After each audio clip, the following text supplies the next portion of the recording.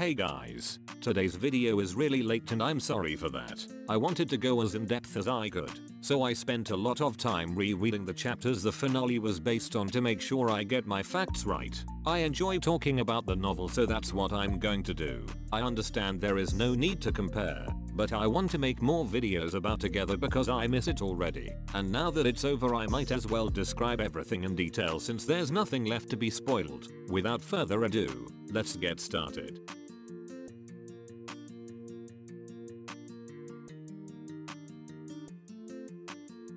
Min and his friends found Tyne sick first and immediately tried to help him.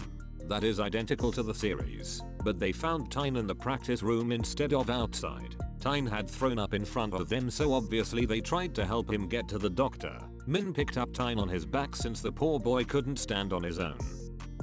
As they are trying to get Tyne to the car, Salawat showed up and tried to take Tyne instead. That is exactly like the series. The difference is Min actually lets go of Tyne and Salawat takes him to the hospital himself. Min gave up pretty easily. He did fight back saying he would take Tyne once or twice, but considering his personality, he gave in really quickly. Before they can leave, Min grabs Wat and whispers, "I am not going to fight you for Tyne's sake. The problems between us can wait until the competition. But I want you to understand, even though I have problems with people the same way you do, I would never mistreat the person I love. I will tell you this again. Take care of Tyne. I'm not gonna go after him because I know he likes you. But if he gets hurt again, I will hurt you. Remember that."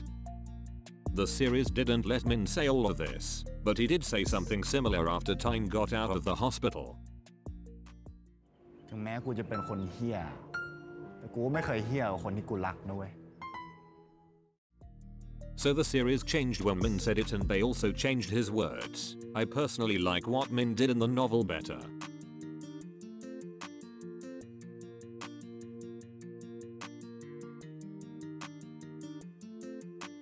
When Tyne woke up at the hospital, he was upset to see Pam there. All he could think about was Wat having a companion waiting with him in the emergency room. This isn't the first time he saw her, but it's the first time she talked to him. She asked if Tyne was feeling better. He didn't answer cause his mind was spiraling thinking about Pam and Wat.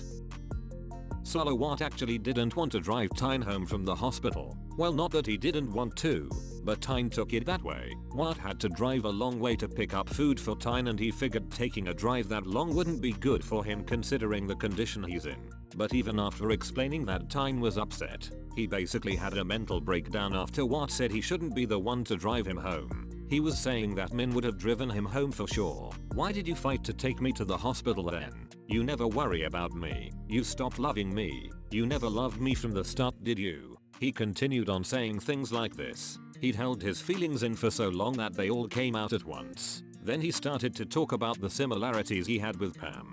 Did you date me because we have a lot of similarities? Have you ever thought of how much it would hurt me if I found out? You turned me into a better person. You turned me into a person who finally believes in love, but you'll end up leaving me, won't you?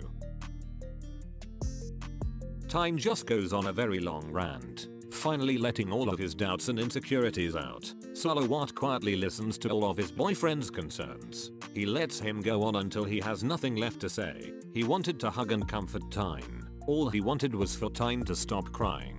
But every time he tried to get close to him, Tyne pushed him away. Even when Tyne was done talking and Wat was about to start to explain himself, Tyne started spiraling again. What do we do about the room? Who has to move out if we break up? The closet is huge and without our clothes it will look so empty. This kid overthinks everything. I don't know if they made it clear enough in the series, but yeah, he seriously thinks way too much.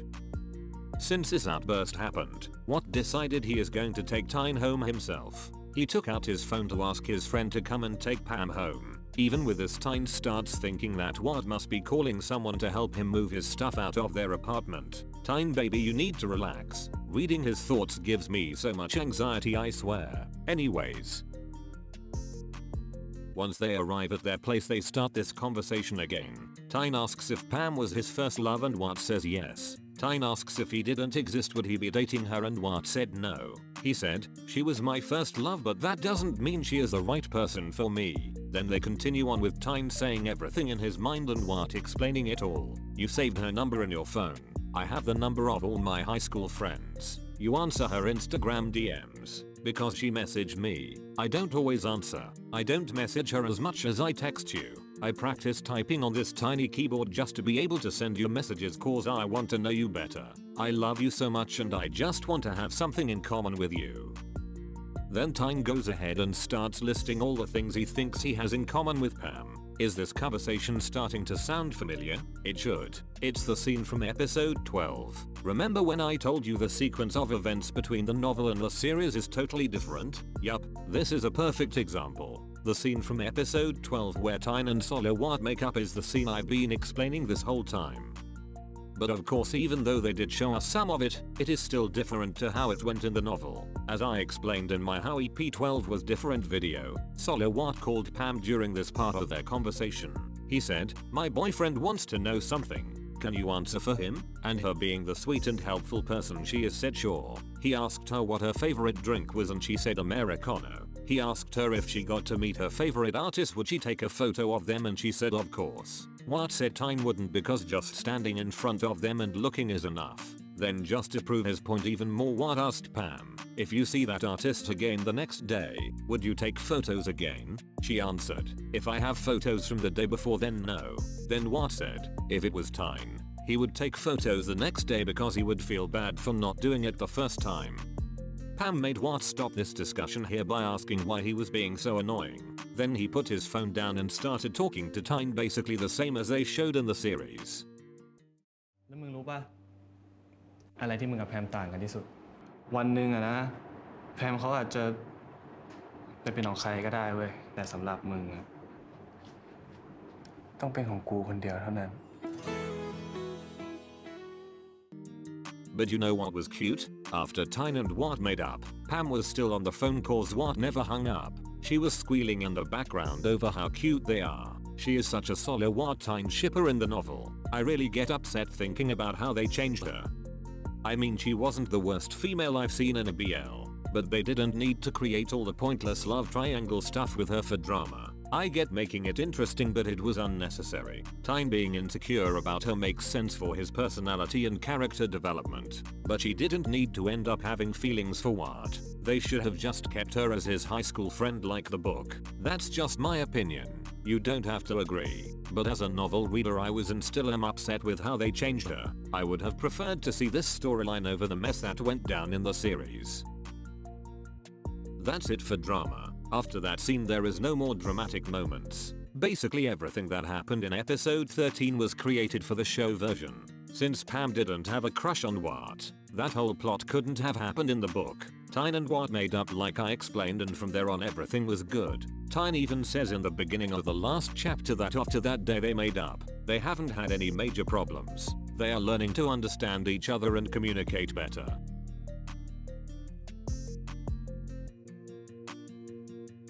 In the series, there is a scene where Tyne is reading a post from Solowat's wives about how happy they are that he and Tyne have broken up. ชัยโยเตียงหักแล้วจ้าดีแล้วไม่เห็นเหมาะสมกันเลย ว้ายสมน้ำหน้าสุดท้ายน้องสารวัตรก็กลับมาหาพวกเราวันกลับมาโสดแล้ว Since they never broke up in the novel, obviously this didn't happen. In the book Tyne actually talks about how he's starting to be accepted by the wives more and more.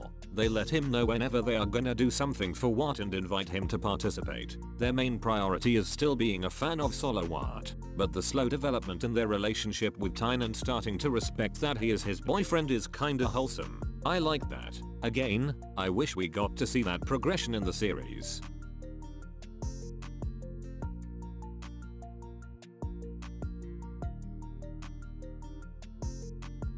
Control S won the competition just like they showed in the series, but since that breakup never happened, Tyne went to the contest and was cheering Wat on the entire time. Solowat kissed Tyne before he went on stage. It was on the forehead but it was still romantic and sweet. It's tradition at their university for the winning group to perform again, like an encore/opening act for their special guest that closes the show. That was when Wat performed his song called Tyne. So in the series, Solowat performed Tyne as part of the competition and it helped them win. But in the novel, they had performed a bunch of different songs and won. Then after accepting their award, Wat sang the song he made for Tyne. He made a bet with his friends that if he got first place, he has to sing this song in front of everyone, and if not he would sing it for Tyne only. But in the end he didn't care about the bet, he just wanted Tyne to hear it in that moment. He introduced his composition by saying, "Tyne my love, this is for you."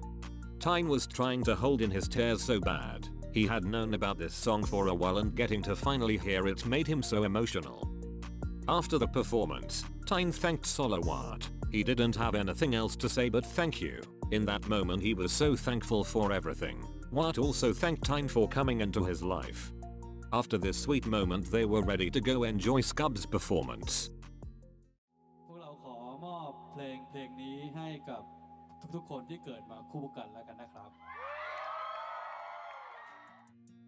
The book ends with Scub singing together, but as these screenshots show, the author quoted each lyric as Scub sang them and it's like Tyne is finishing the lyric. It's so simple but such an effective and impactful way to end it in my opinion, especially when you know how meaningful the lyrics are. The show chose to use a lot of flashbacks with Tyne narrating it, then they did that time jump in the music club. I like that ending too. But there is something about the lyrics to Together that is so special. I really like how the novel ended.